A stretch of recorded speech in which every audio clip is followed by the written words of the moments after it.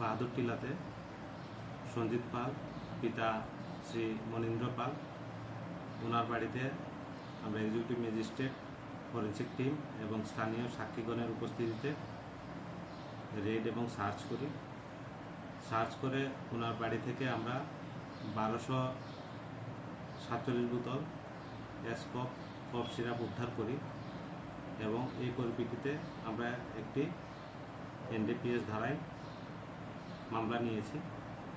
উনি পুলিশের আঁচ পেয়ে ঘটনাস্থল থেকে পালিয়ে যান, তবে আমরা চেষ্টা করছি অতি শীঘ্রই ওনাকে গ্রেপ্তার করার জন্য এবং এই মালগুলো উনি কোথা থেকে এনেছেন এবং কোথায় পাচার করবেন এবং কে কে এটার সাথে জড়িত আছে আমরা তদন্ত করে আইনগত ব্যবস্থা নেব।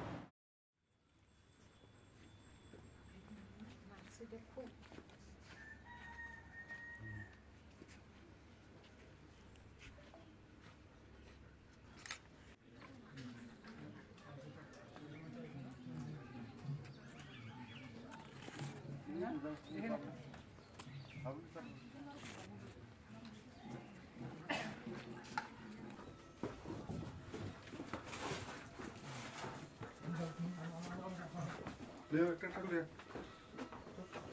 পারুন স্যার 10 দিল একটু